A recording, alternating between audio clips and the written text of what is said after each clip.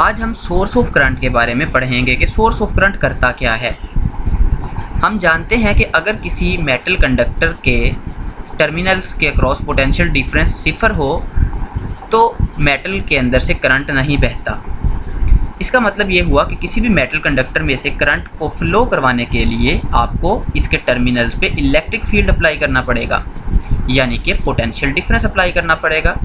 जैसे ही हम metal conductor के दोनों टर्मिनल्स पे पोटेंशियल डिफरेंस अप्लाई करते हैं, इसके नेगेटिव टर्मिनल से पॉजिटिव टर्मिनल्स की तरफ इलेक्ट्रॉन्स बहना शुरू करते हैं। लेकिन सवाल ये है कि क्या ये इलेक्ट्रॉन्स हमेशा बहते रहेंगे? तो इसका आंसर है नो। ये इलेक्ट्रॉन्स हमेशा नहीं बहते रहेंगे। ये इलेक्ट्रॉन्स बहना स्टार्ट करेंगे और जैसे ही जैसे जैसे इलेक्ट्रॉन्स बहते जाएंगे टर्मिनल्स के अक्रॉस पोटेंशियल डिफरेंस कम होता जाएगा और फाइनली जब पोटेंशियल डिफरेंस की वैल्यू इन टर्मिनल्स के अक्रॉस 0 हो जाएगी तो ये फिर से अपनी रैंडम मोशन स्टार्ट कर देंगे, यानी कि फ्लो ऑफ करंट जो है वो 0 हो जाएगा।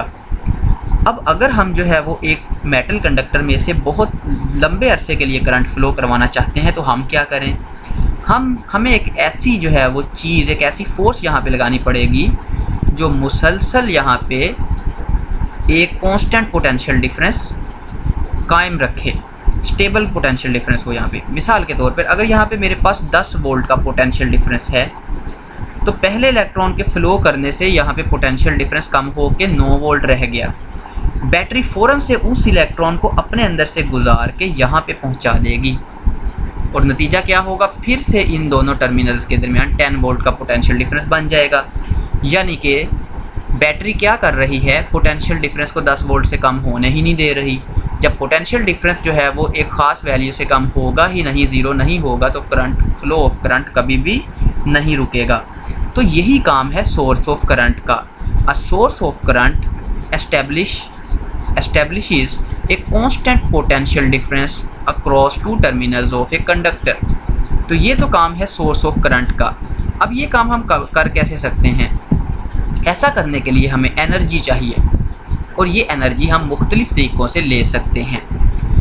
ये एनर्जी जो है वो हम कीमियाई अमल के ज़रिए भी ले सकते हैं।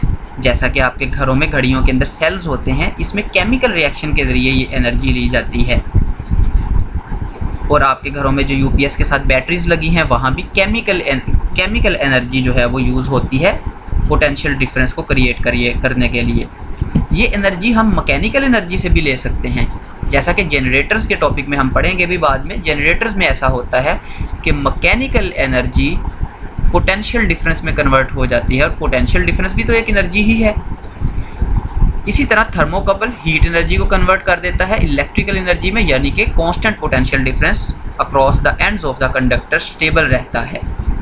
और सोलर सेल तो आपने देखा ही होगा, जो कि सनलाइट को potential energy of the charges में कन्वर्ट करता है। तो अभी हमने जो है वो इस टॉपिक में सोर्स ऑफ करंट को डिस्कस किया। नेक्स्ट टॉपिक में हम जो है वो इफ़ेक्ट्स ऑफ करंट के बारे में बात करेंगे। अगर आप इस चैनल पे न्यू हैं तो वीडियो के नीचे सब्सक्राइब के बटन को ज़रूर प्रेस कर दीजिएगा और फिज़िक्स के मुकम्मल कोर्स के लिए इस चैनल के साथ जुड़े रहिएगा। अल्लाह हाफिज़।